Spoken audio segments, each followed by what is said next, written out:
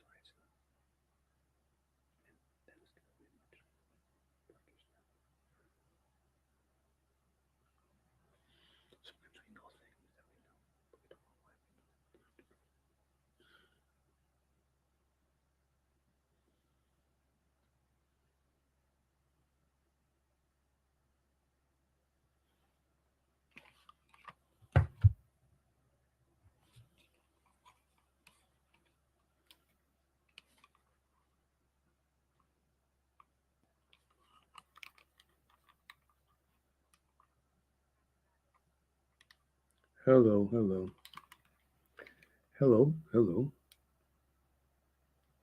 Yes.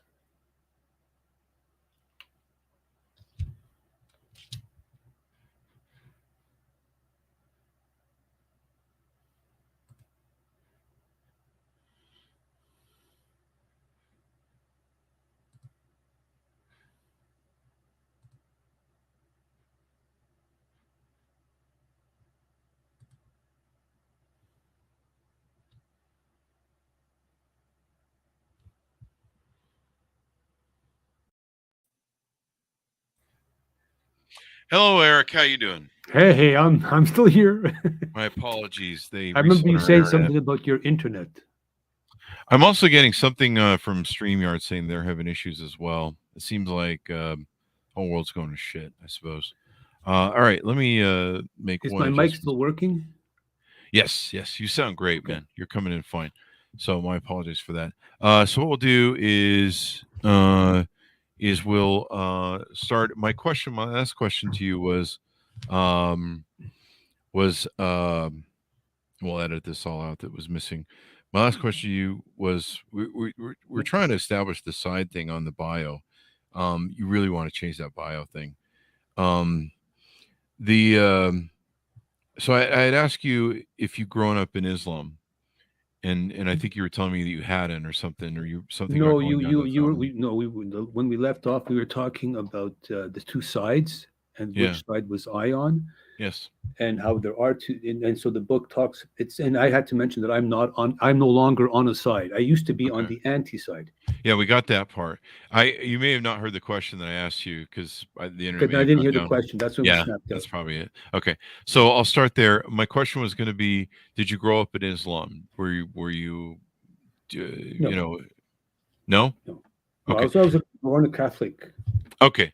So let's clarify that because that gives us a good understanding. Um, so I'll just start with that. So Eric, what's your origin? Were you born or raised in Islam or around Islam? As a child, I never knew Islam existed. I was born as a Catholic. Hmm. Did my first communion, church, Easter, Lent, Good Friday. We went to all the high holidays and several in between, but nothing, not every Sunday, not even close to that.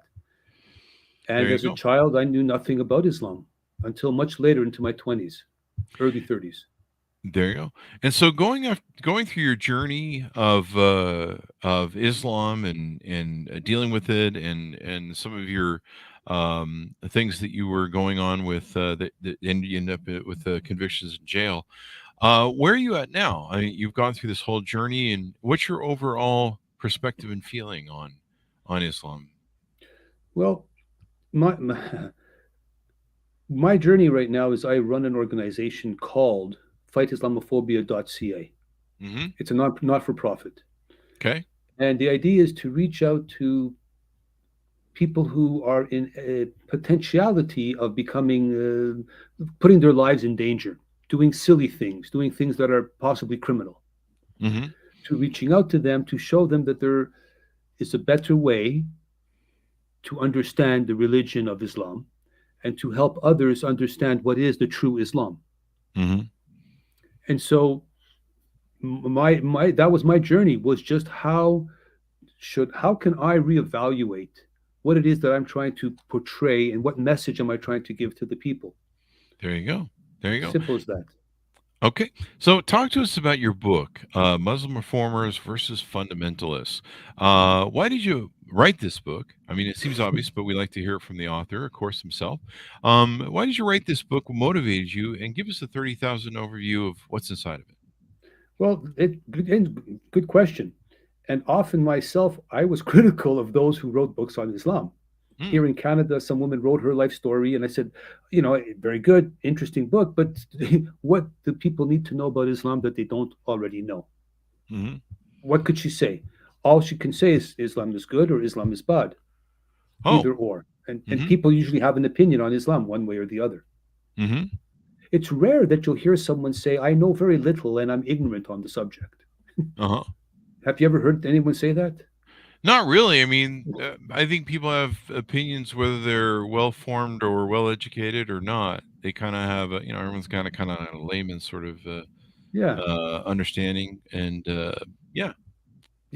So I basically thought, okay, I was reading Urshad Manji and Zudi Jasser. They're Hmm. very well known reformist Muslim celebrities in these in interfaith interdialogue circles in America and Canada, and to some extent the world. Hmm. And I was reading their books and their podcasts and literature, and then I was reading also what we would call the what we would call the problematic Islam, Hmm. the Islam that resembles ISIS, Al Qaeda, Yemen, Qatar, and those who are shouting death to America, whether they live in Iran or in America or in Canada, they're shouting death to America and to the West. Oh wow. So those are the two Islams. And I thought, wow, here's an interesting perspective. Mm-hmm. Most people want to believe this as opposed to that, but some people want to believe that as opposed to this, the two sides. Mm-hmm. So my book focuses simply on presenting those two sides. Mm-hmm. As I do now as Eric Brazau, I'm studying, I'm learning Arabic, I'm learning the terms, I'm learning to the nuances and what is underneath Islam, as opposed to just, the facts, if you like. Mm-hmm.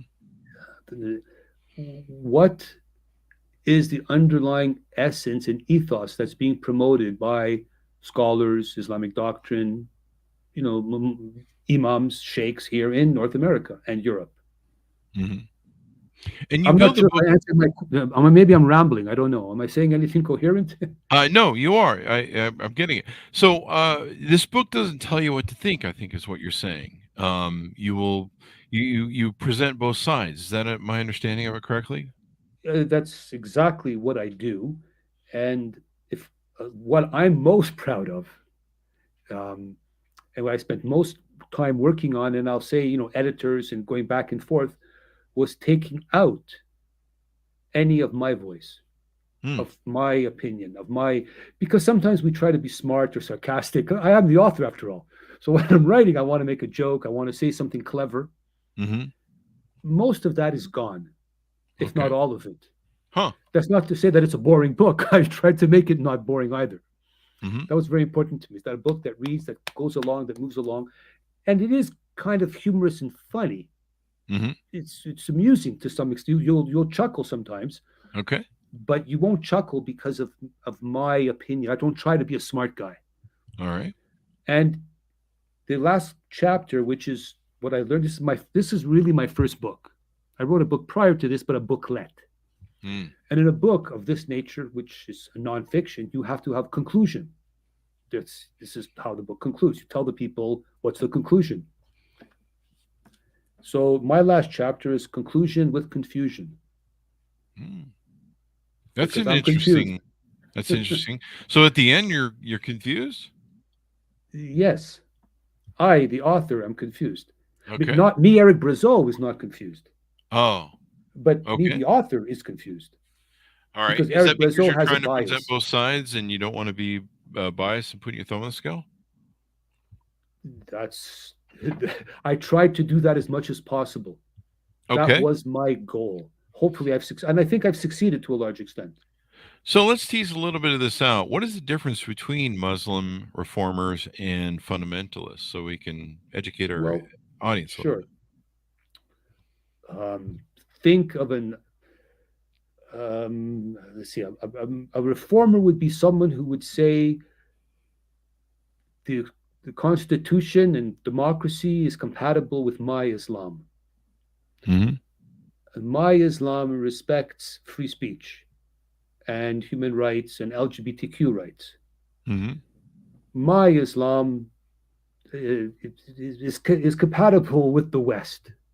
My Islam is compatible with music, with any kind of music. Uh-huh. And then the fundamentalists, which are not in essence fundamentalists, but we term them fundamentalists, are what we would call ISIS. Simple. Mm. So, and then of course, are you familiar with Thomas Sowell? No. Okay, you should be. But anyhow, so he has a book in which he talks about the, what do you call it, the constrained vision and the unconstrained vision. Mm-hmm. Now, everyone is a little bit of both. Some are at 90%, some are on either side. Very few people are 100% on both sides of that equation. So if we want to talk about fundamentalists, for example, what we would call ISIS, obviously not every Muslim who's a fundamentalist is an ISIS sympathizer. Does that you follow me? But everyone's on the Yes, scale I'm of following you. Yeah. Islam. Mm-hmm. So the reformer who says my Islam is LGBTQ friendly, and I'm married to a man, because there are Muslims who say they're Muslim and they're married to a man or a woman married to a woman. Mm-hmm. You could say that person is wholeheartedly embraced Western civilization or Western values. ISIS, or an ISIS type would be considered 10 because we would, from our perspective, call him a terrorist.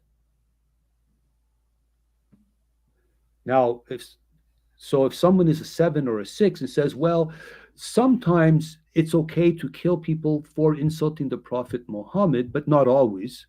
Wow.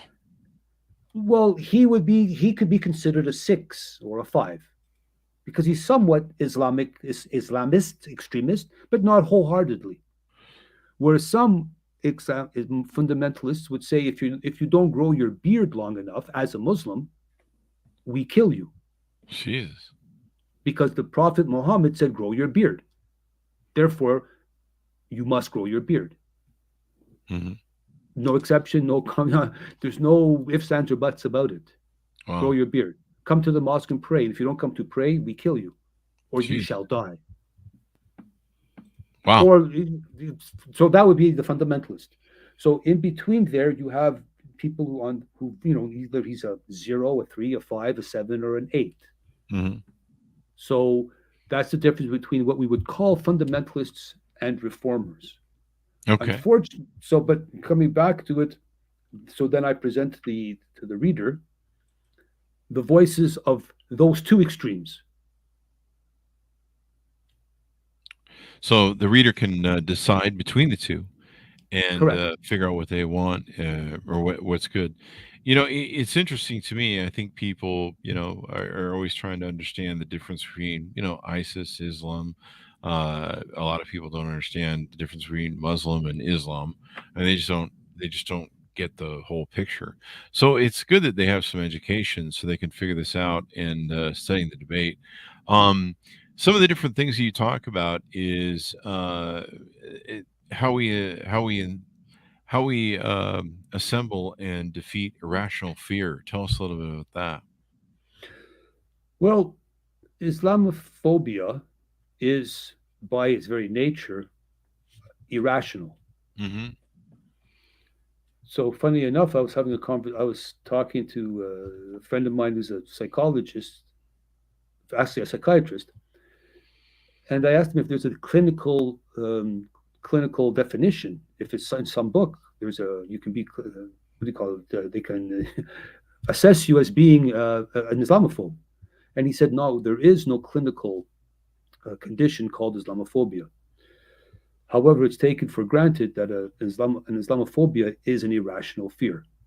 So the idea from my book and what I'm trying to do with people who are labeled as such as Islamophobes is to help them to understand and deal with what people perceive to be the irrational. Mm-hmm. And everything again is on a scale.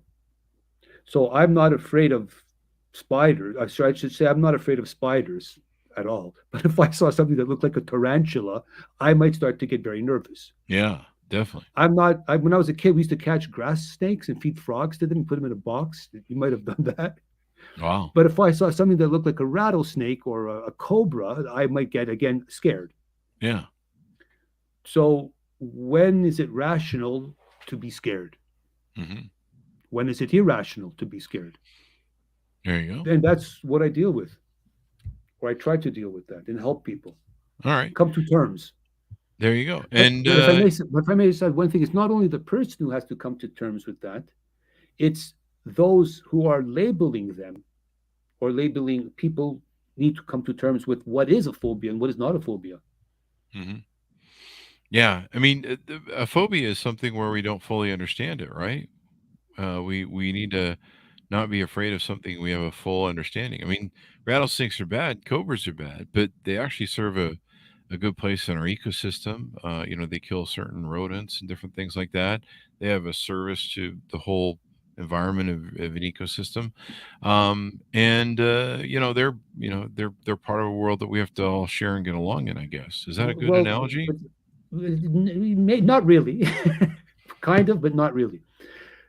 Because cobras and rattlesnakes are a reality of life. That's true. That is a fact. Yeah. So you touched on that. That's the reality of life. But then, do we want cobras and rattlesnakes in our backyard to No. eat the grasshoppers? No. Yeah. But if I saw gardens, what are they called? Those green garden snakes, and Uh-huh. that would not scare me. Yeah. Those would eat the grasshoppers and maybe the mosquitoes. Yeah. So, on that balance, which snakes do we want in our backyard, and which snakes is it rational or logical to be fearful of? Okay. Okay.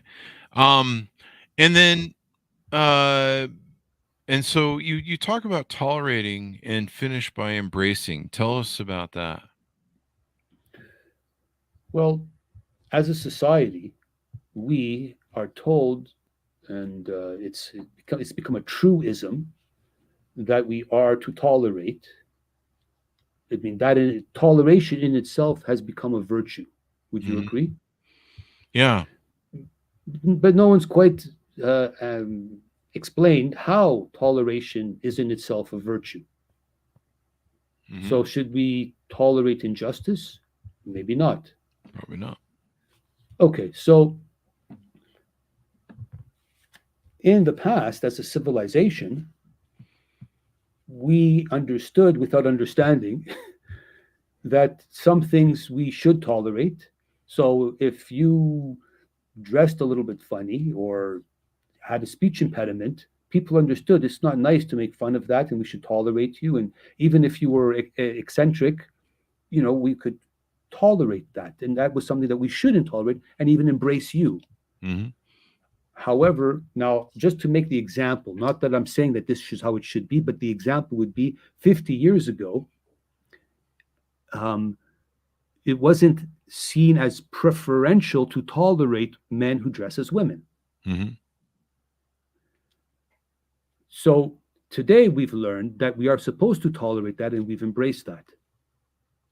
So then the question becomes, is there anything that we should not tolerate and not embrace? Hmm. By virtue, we seem to be saying that everything we should tolerate and we should embrace. Okay. We should tolerate it just because it's diversity and embrace it. There you And go. again, that's what my book explores, that in a very succinct, simple way to understand. Now And you're mentioning they're mentioning something about your voice being removed in the editing of the book. Is that did you find a way to get that resolved? Because the voice has gotta come through the other side. I'm not sure I understand the question. You mentioned that something about your voice and when you're writing the book and editing, Yes, and you correct. had said that the editing had been removed. No, in the editing process, Hmm. I made a point of removing my personal bias. Oh, you removed your personal bias. Okay. Yes, so that as opposed to saying ha ha ha, look at that, ha ha ha, this is funny. Like I didn't. I just gave you. I try to not play with the mind of the reader Hmm. and to convince him to kind of slowly believe something. I Okay. just presented it as much as I could as possible to be neutral and say, this is the information. Now because I'm confused, and I'm certain they're going to be confused. So in the sense, my book is not so. I mean, I would love it if they did, but those who are hardcore are not going to like my book. If they're on either side of the equation, they will not like my book Okay. because it definitely challenges them. And what I've learned is, for the most part, people who are hardcore committed to their point of view don't necessarily want to be challenged, Oh yeah. or they don't want to possibly, you know, be moved by something other because they're committed to their ideology. Hmm. So, example, you take a professor who's been writing books on multiculturalism for the last 25 years. He's a professor of multiculturalism Uh-huh. and such.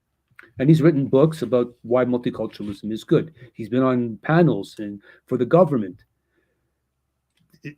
Is it possible for him to admit that maybe multiculturalism is not good?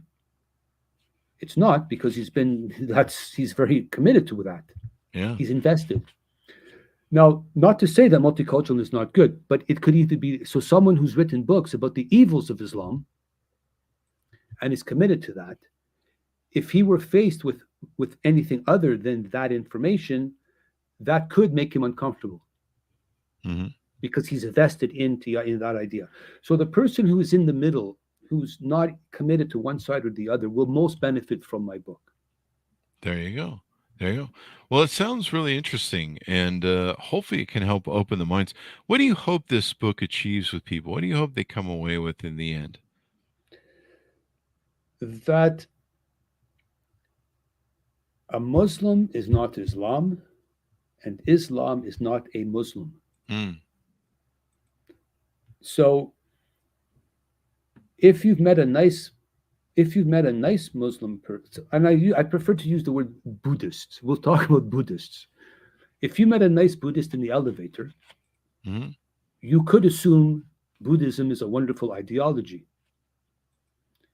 Now, had you met an angry, sad, frustrated Buddhist, because there's many reasons a person could be sad and frustrated when you meet him in the elevator, would that therefore mean that Buddhism itself is not a good religion or good philosophy?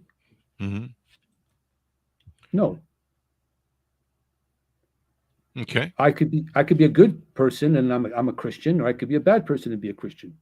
I could be a friendly person and a Christian, and a not friendly person and a Christian. Maybe my dog just died. Yeah. Maybe true. I just found out I went bankrupt, and I'm a Christian, so I'm really angry. Yeah. I'm not smiling. I mean, a lot of people from all walks of life, and it doesn't mean that you're good, bad, or ugly. I mean, it usually comes down to the person you are in and of itself, right? Correct. And so that's perfectly well said. So the idea is to separate the people from the ideology. There you go. Separate the people from the ideology. I like that. That's more of what we need to take and do. So this has been really insightful. Anything more you want to share on us before we go? Well, not the whole, again, I'd like to leave it on separate the people from the ideology. Be they good people that you like or bad. For example, let's use Donald Trump.